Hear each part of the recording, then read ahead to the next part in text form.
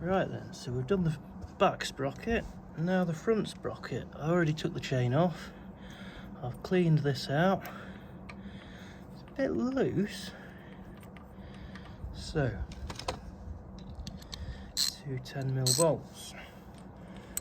Oh wait, what are we going to do there?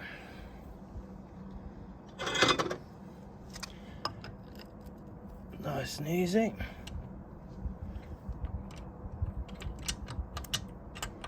Drop it in gear. This is sometimes easier with the chain left on, because you can stick it in gear, then you can stick your foot on the back brake as well and the chain will help hold it. But this was actually quite only really finger tight because I had it off the other day. 2 10mm knots, bolts even. This lock washer turns a tiny bit and slides off. Sprocket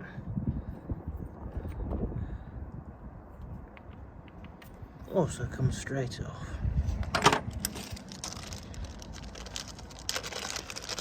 Time being, I've gone for exactly the same size, which is 15 tooth.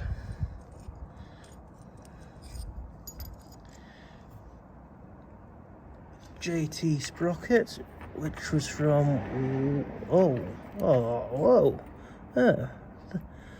okay, so the teeth must be some thick ones and some thin ones.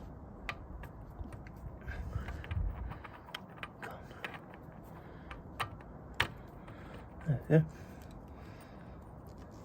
Anyway, JT sprocket. I brought brand new lock washer as well.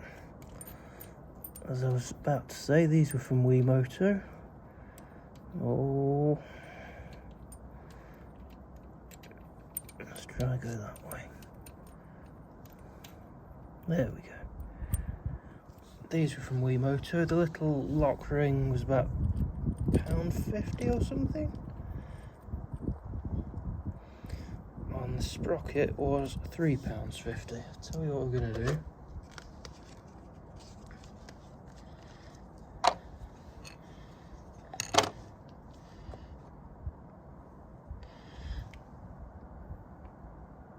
Tiny bit of Loctite so they don't rattle out, or as a YouTuber I watch calls it, avatar slime. Oh, come back.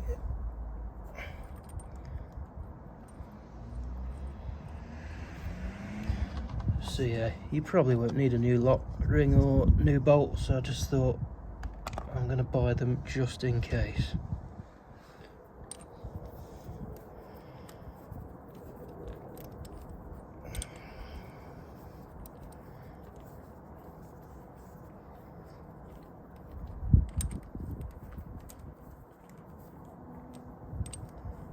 Again, not got the Haynes manual on me for the exact torque figures, so I'm just going to nip them up for now.